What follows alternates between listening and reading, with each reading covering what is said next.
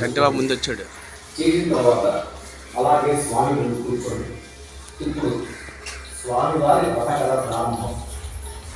మీరు అక్షతలు తీసుకొని వచ్చిన వారందరికీ కూడా అక్షతలు ఇవ్వండి.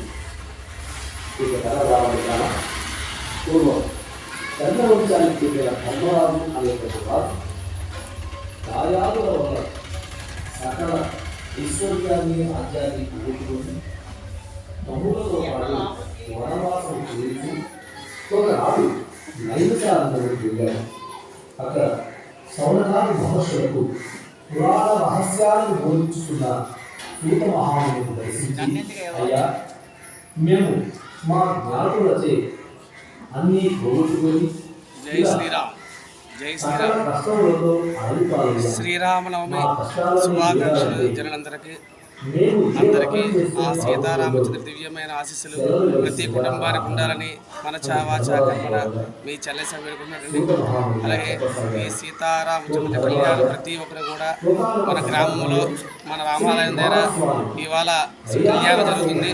అలాగే ఇప్పుడు 8 గంటలకి సారి ఊరేగింపు కార్యక్రమం జరుగుతుంది. అలాగే మన రమేష్ స్వామి ఇంటి వద్ద నుంచి ప్రారంభమయ్యి ఊరంతా గ్రామం అంతా చుట్టూ తిరిగి ఆ యొక్క సారీ కార్యక్రమం జరుగుతుంది.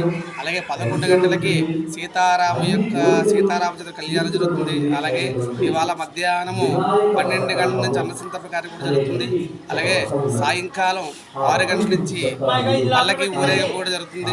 ఈ యొక్క సీతారామచంద్ర యొక్క కరుణా కటాక్షాలకు పాత్రులవుతారని ప్రతి కుటుంబము కూడా అభివృద్ధి చెంది ఆరోగ్యాలతో అష్టైశ్వర్య భోగభాగ్యాలతో తూలుదూగుతూ ఉంటారని మనసావాచ కర్మణ మీ చల్లస వేరుకున్నాడండి. అలాగే ఆ సీతారామచంద్ర యొక్క దివ్యమైన ఆశీస్సులు ప్రతి కుటుంబానికి ఉండాలని మనసావాచ కర్మణ వేడుకుంటున్నారు మీ చల్లయ్య స్వామి. అందరూ బాగుండాలి, అందులో మనం ఉండాలని తప్పతో స్వామి. జై శ్రీరామ్, జై శ్రీరామ్, జై శ్రీరామ్.